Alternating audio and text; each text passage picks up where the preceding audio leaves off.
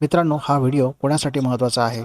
बघा, राजकीय आणि सामाजिक क्षेत्रामध्ये जे लोक आंदोलनं करतात, त्यांच्यावर केसेस दाखल केले जातात.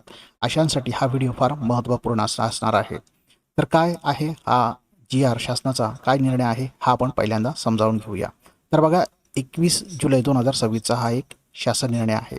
यामध्ये शासनाने काय म्हटलेलं आहे, तर राजकीय आणि सामाजिक आंदोलनातील प्रलंबित खटले मागे घेण्याच्या शासन निर्णयामध्ये सुधारणा करण्याबाबतचा हा शासनाची भूमी आपण समजावून घेऊया. बघा, राजकीय पक्ष व सामाजिक संघटना यांच्याकडून सार्वजनिक हिताच्या वेगवेगळ्या समस्यांकडे शासनाचे लक्ष वेधण्यासाठी घेरावा घालणे, मोर्चा काढणे, निदर्शने करणे इत्यादी स्वरूपाचे आंदोलनाचे मार्ग अनुसरले जातात.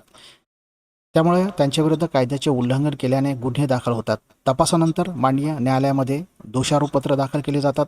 राजकीय आणि सामाजिक आंदोलनांमुळे उद्भवलेल्या ज्या गुन्ह्यांमध्ये 31 डिसेंबर 2025 पर्यंत दोषारोपपत्र दाखल झालेले आहेत, असे खटले मागे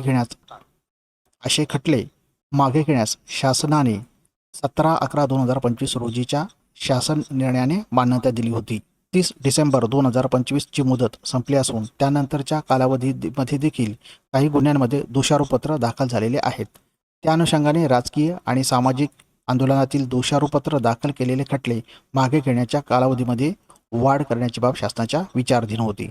आणि तेव्हा शासनाचा काय निर्णय घेतलेला आहे, तर बघा, राजकीय व सामाजिक आंदोलनातील ज्या गुन्ह्यांमध्ये 31 जुलै 2026 पर्यंत दोषारोपपत्रे दाखल होतील, असे सर्व खटले संदर्भ क्रमांक 1 मधील शासन निर्णयातील तरतुदी व कायदेशीर तरतुदीनुसार मागे घेण्यास या शासन निर्णयामध्ये मान्यता देण्यात येत आहे.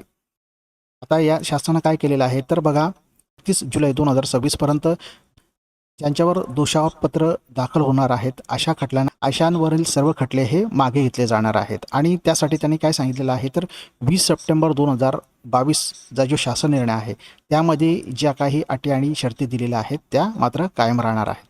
तर बघा, यामध्ये हे जे खटले आहेत ते मागे घेतले जाणार आहेत.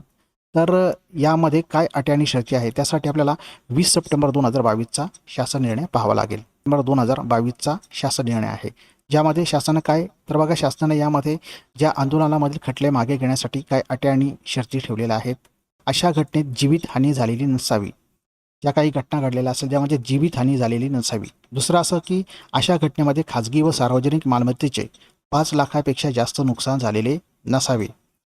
तिसरं त्याने काय म्हटलेलं आहे, तर राजकीय व सामाजिक आंदोलनातील दाखल केलेल्या खटल्यासंदर्भामध्ये कारवाई करण्यासाठी खालीलप्रमाणे समिती गठीत. तर या ज्या समितीचे अध्यक्ष बघा, हे परिमंडळ पोलीस आयुक्त असणार आहेत. जिल्ह्यासाठी उपविभागीय अधिकारी महसूल, नंतर सदस्य, त्याच्या बघा, सदस्य परिमंडळानुसार बघितलं तर सहाय्यक संचालक अभियोग संचालनालय, याशिवाय जिल्ह्याकरता सहाय्यक संचालक अभियोग संचालनालय, आणि सदस्य जे कोण असणार आहेत, तर विभागीय सहाय्यक पोलीस आयुक्त, अध्यक्ष आणि त्यांच्या कार्यक्षेत्रातील कार्यरत विभागातील सहाय्यक आयुक्त नामनिर्देशित.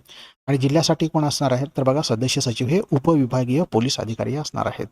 यामध्ये त्यांनी चौथी अट काय दिलेलं आहे, तर माननीय सर्वोच्च न्यायालयाने रिट याचिका दिवाणी सिव्हिल अश्विन कुमार उपाध्याय विरुद्ध युनियन ऑफ इंडिया यामध्ये दिलेल्या निर्देशानुसार ज्या खटल्यांमध्ये विद्यमान व माजी खासदार व आमदार यांचा समावेश आहे, असे खटले माननीय उच्च न्यायालयाच्या संमतीशिवाय मागे घेता येणार नाहीत. म्हणजे विद्यमान खासदार किंवा आमदार किंवा माजी खासदार किंवा आमदार यांच्यावर जर का खटले असतील, तर ते मागे घेता येणार नाहीत. त्यासाठी न्यायालयाच्या संमतीची आवश्यकता असणार आहे. आता या समितीने खटले जे मागे घ्यायचे आहेत, यामध्ये कशा पद्धतीची कार्यपद्धती अवलंबायची आहे, हे त्यांनी सांगितलेलं आहे. ज्या आंदोलनामध्ये जीवितहानी झालेली नाही, खाजगी अथवा सार्वजनिक मालमत्तेचे 5 लाखापेक्षा जास्त नुकसान झाले नसेल, अशा आंदोलनामध्ये प्रकरण तपासून खटले मागे घेण्याबाबत कायदेशीर कार्यवाही करावी. दुसरं काय म्हटलेलं आहे, तर खासदार, आमदार किंवा माजी खासदार, माजी आमदार यांच्यावर जर का खटले असतील, तर ते उच्च न्यायालयाच्या संमतीशिवाय मागे घेता येणार नाहीत. याशिवाय सदर आंदोलनामध्ये सार्वजनिक मालमत्तेचे 5 लाखापेक्षा असल्यास अशा प्रकरणी अर्जदाराच्या अर्जाची वाट न पाहता समितीने स्वतःहून तपासणी करावी व सदर खटला मागे घेणे योग्य असल्याचे समितीचे मत झाल्यास समितीच्या सदस्य सचिवांनी संबंधितास त्याबाबत कळवावे. सदर नुकसान भरपाईची रक्कम भरण्याबाबत त्यांची लेखी संमती असल्यास सदर खटले मागे घेण्याबाबत समितीने काय करायचे, शिफारस करायची आहे. एखाद्या खटल्यात एकापेक्षा अधिक व्यक्तींचा सहभाग असल्यास सार्वजनिक मालमत्तेच्या नुकसानीची रक्कम समप्रमाणात अथवा सर्व संमतीने वसूल करण्यात यावी. नुकसान भरपाईची रक्कम भरली याचा अर्थ गुन्हा सिद्ध झाला किंवा मान्य झाला असा लावण्यात येऊ नये. खटला मागे घेण्याची शिफारस केल्यानंतर संबंधित सरकारी अभियोक्त्याने तात्काळ सदर शिफारस विहित मार्गाने माननीय न्यायालयाच्या निदर्शनास आणावी व त्याबाबत तात्काळ समितीस कळवावे. तर मित्रांनो, अशा पद्धतीने जे आहेत ना, हे खटले मागे घेण्यासाठी कार्यपद्धती ही अवलंबली जाणार आहे. म्हणजेच काय आहे, तर 31 जुलै 2026 पर्यंत दोषपत्र जे दाखल होतील असे सर्व खटले आहेत ते आता मागे घेतले जाणार आहेत. फार महत्त्वपूर्ण असा हा निर्णय आहे शासनाचा, की आणि सामाजिक आंदोलनामध्ये जे लोक भाग घेतात किंवा जे काम करत असतात अशांसाठी हा महत्त्वपूर्ण असा हा निर्णय असणार आहे. खाली डिस्क्रिप्शनमध्ये हे दोन्ही GR जे आहे शासनाचे ते मी तिथे जाऊन टाकत आहे. तिथून तुम्ही जाऊन हे पूर्ण पाहू शकता आणि तुम्ही डाउनलोड करून हे पाहू शकता. व्हिडिओ आवडल्यास लाईक करा, कमेंट करा आणि शेअर करा.